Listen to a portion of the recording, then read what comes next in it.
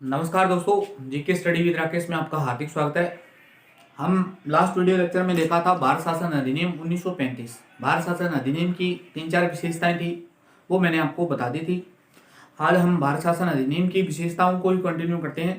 तो हेडिंग डालिए दोस्तों, भारत शासन अधिनियम 1935। भारत शासन अधिनियम 1935 की विशेषताएं। तो ये हमारा पार्ट 2 रहेगा। अगर किसी ने कोई चैनल पर नया है तो सबसे पहले तो सब्सक्राइब कर लीजिए भी, ताकि आपको नया जब भी हमारा वीडियो अपलोड हुआ। हालांकि डेली क्लास होती है दोस्तों, एक हिस्ट्री की होती है, इंडियन हिस्ट्री, एक राजस्थान में कलायन संस्कृति की होती है, एक पॉलिटी की होती है दोस्तों। धीरे धीरे सभी सब्जेक्ट, यानी जो राजस्थान का पूरा पोर्शन है तो वो तो कंप्लीट करवाएंगे। इनके अलावा भारतीय इतिहास, भारतीय राजनीति और भारतीय भूगोल, तीनों सब्जेक्ट और विश्व की ज्योग्राफी है दोस्तों, वो सब आपको मिल जाएगी। लेकिन पहले एक कोई भी चैप्टर कंप्लीट, तो 3 चैप्टर चल रहे हैं, तीनों कंप्लीट करें दोस्तों। उस सब यानी कंप्लीट करने के बाद में निरंतर क्लासें मिलती रहेगी दोस्तों, चिंता करने की कोई आवश्यकता नहीं है। और ऐसा नहीं है कि दोस्तों कि मैं सभी वीडियोज हैं जो लोक सेवा संघ आयोग के लिए ही बना रहा हूँ, तो आप टेंशन लेने की जरूरत नहीं। अगर आप हमारी क्लासें देखते हैं तो यह क्लासें आपके लिए निरंतर यानी बहुत ही महत्वपूर्ण साबित होगी दोस्तों, रामबाण की तरह साबित हो जाएगी दोस्तों। तो ज्यादा बात नहीं करता हूँ दोस्तों, समय खराब नहीं करते। भारत शासन अधिनियम 1935 की विशेषताएं चर्चा कर लेते हैं। लास्ट वीडियो लेक्चर में मैंने 4 विशेषताएं बात की थी, आज उसी को कंटिन्यू करते हैं। 5वीं विशेषता क्या थी? इस अधिनियम की 5वीं विशेषता क्या थी? तो इस अधिनियम के द्वारा, यानी इसके द्वारा दिल्ली में फेडरल कोर्ट, दिल्ली में फेडरल कोर्ट, दिल्ली में आप हिंदी में लिख लीजिए संघीय न्यायालय, इसे फेडरल कोर्ट भी कह देते हैं दोस्तों। इंग्लिश में इसलिए लिख रहा हूं क्योंकि कई बार तो ये शब्द इंग्लिश में सेम टू सेम पूछ लिया जाता है। फेडरल कोर्ट की स्थापना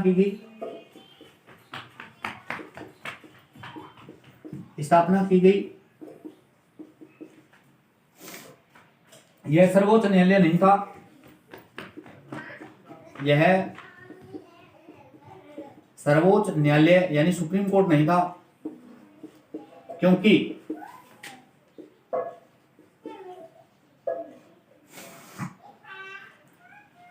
इसके निर्णय के विरुद्ध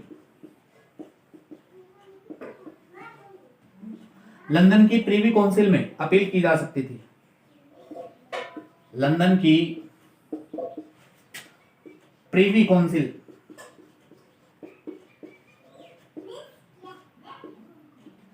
में अपील की जा सकती थी।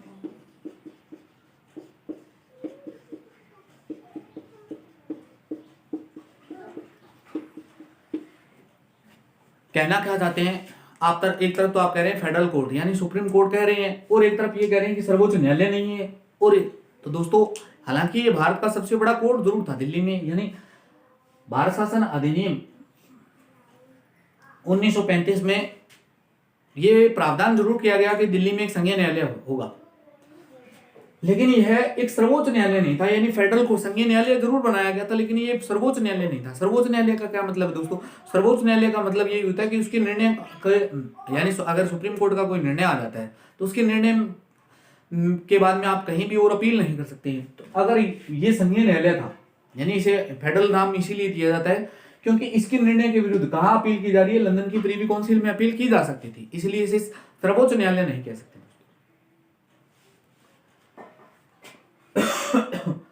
2 पॉइंट बता देता हूं दोस्तों इसी से। यानी संघीय न्यायालय की स्थापना कब हुई? संघीय न्यायालय की स्थापना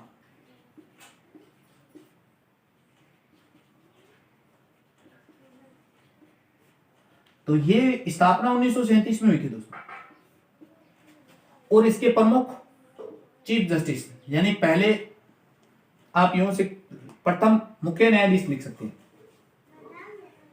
प्रथम मुख्य न्यायाधीश।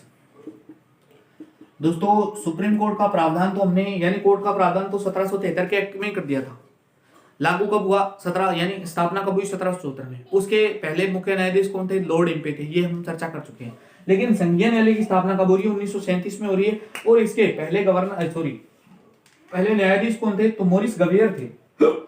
ये ध्यान रख लेना, मोरिस गवेयर। तो आई होप आपको यह पॉइंट भी आपको अच्छे से समझ में आए। यानी दिल्ली में संघीय न्यायालय की स्थापना होती है। संघीय न्यायालय एक सुप्रीम न्यायालय यानी सर्वोच्च कोर्ट नहीं है। क्यों नहीं है? क्योंकि इसके निर्णय के विरुद्ध लंदन की प्रीवी काउंसिल में अपील की जा सकती थी, इसलिए आप इसे सुप्रीम कोर्ट नहीं कह सकते।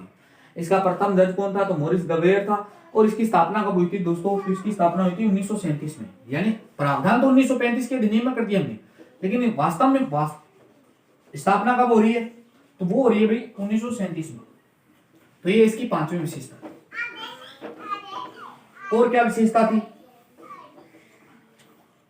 तो 6वीं विशेषता, हमने 1919 के अधिनियम में एक बार देखा था कि हालांकि ली आयोग भी पढ़ाया था मैंने, यानी केंद्रीय संघ सेवा आयोग की स्थापना की गई थी 1923 में, 1926 में स्थापना किस प्रकार हुई वो सब हम देख चुके हैं। तो नेक्स्ट 6वीं इसकी क्या है? 6वीं विशेषता,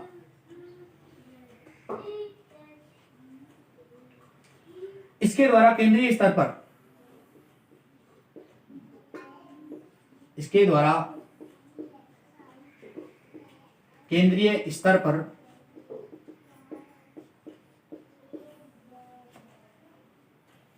संघीय लोक सेवा आयोग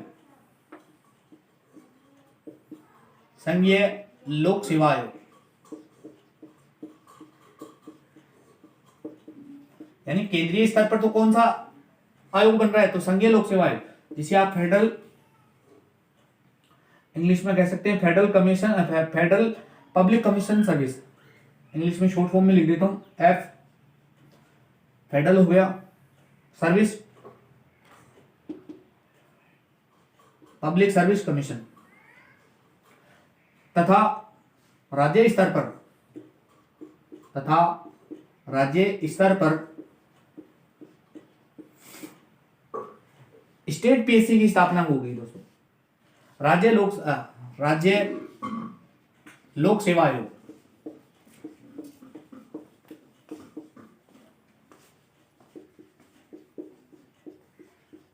स्टेट पीएससी की स्थापना का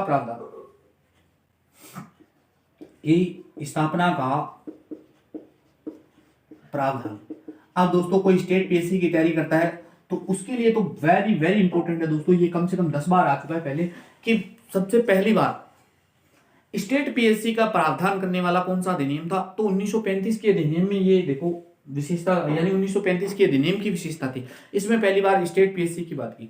अब दोस्तों मैं आपको एक जानकारी देना चाहता हूं एक दोस्तों, यानी 1919 के अधिनियम में हमने एक लोक सेवा आयोग की स्थापना का प्रावधान किया। 1926 में केंद्रीय लोक सेवा आयोग, यानी 1926 में केंद्रीय लोक सेवा आयोग का गठन किया गया। 1919 के अधिनियम में हमने प्रावधान किया कि एक लोक सेवा आयोग की स्थापना की जाएगी। लोक सेवा आयोग के लिए सुधार के लिए 1923 में ली कमेटी बनाई गई थी। ली कमेटी की सिफारिश पर 1926 में एक यानी पद का सर्जन या यूं कह सकते हैं आयोग बना था, केंद्रीय लोक सेवा आयोग, इसकी स्थापना का प्रावधान हुआ। वर्तमान में 1935 के अधिनियम में इसका नाम क्या कर दिया? देखो केंद्रीय से नाम क्या हो गया? संघीय लोक सेवा आयोग। एक चीज बताने का प्रयास करना, संघीय लोक सेवा आयोग, और वर्तमान में इसी को आप संघ लोक सेवा आयोग कहते हैं, संघ लोक सेवा आयोग, जिसे आप नाम देते हैं यूपीएससी।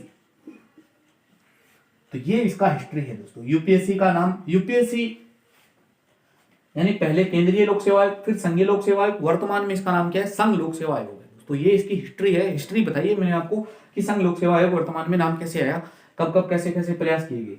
तो ये इसकी 6वीं विशेषता थी, यानी इसके द्वारा केंद्रीय स्तर पर संघीय लोक सेवा आयोग तथा राज्य स्तर पर राज्य लोक सेवा आयोग की स्थापना का प्रावधान किया। राज्य स्तर यानी जो राज्य की पीसीएस की तैयारी करते हैं, तो वेरी वेरी इंपॉर्टेंट लगाना दोस्तों, यहां से हर बार एक प्रश्न पूछ लिया जाता है और गलत करवाने के लिए आपसे पूछा जा सकता है। यानी 1919 का या 1935 के अधिनियम ऑप्शन में मिलेंगे, तो 2 ही अधिनियम आपके कोर्स में लगते हैं भाई। अगर अब भी गलत हो गया तो फिर तो मैं कुछ नहीं कर पाऊंगा दोस्तों।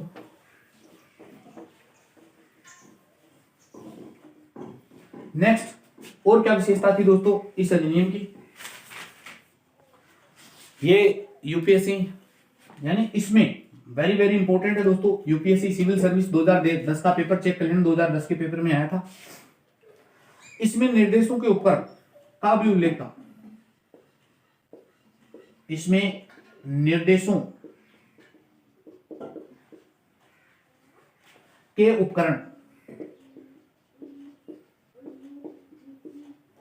निर्देशों के उपकरण इंग्लिश में कहते हैं दोस्तों instrument of the instruction, instrument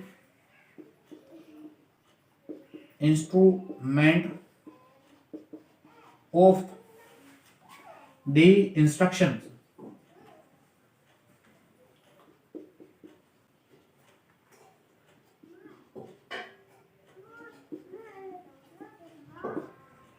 instrument of the instructions का भी उल्लेख था।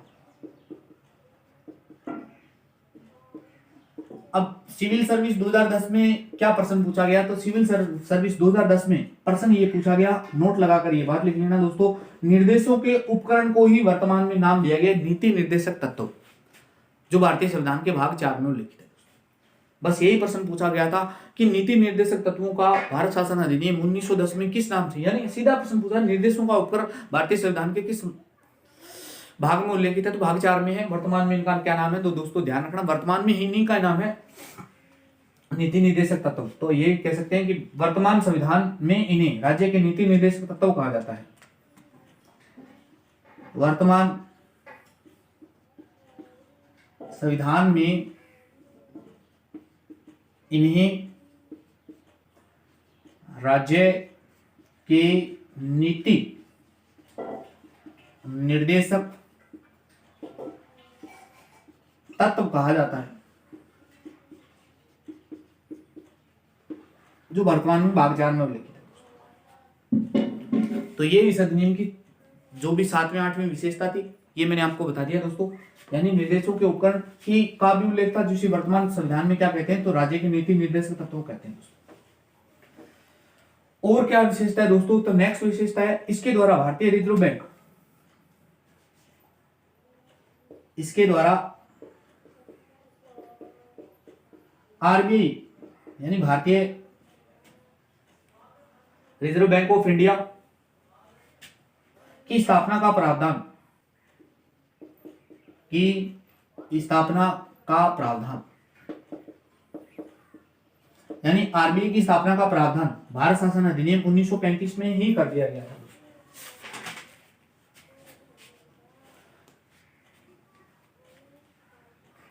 नेक्स्ट, बर्मा को, अब दोस्तों ये लाइन समझने योग्य है, हालांकि मैं लिखूंगा सेम टू सेम, लेकिन इसका मतलब कुछ और है। बर्मा को भारत से अलग किया गया,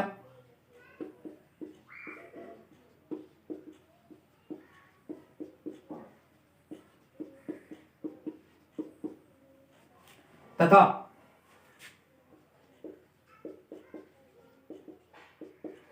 बिहार और उड़ीसा, बिहार और उड़ीसा से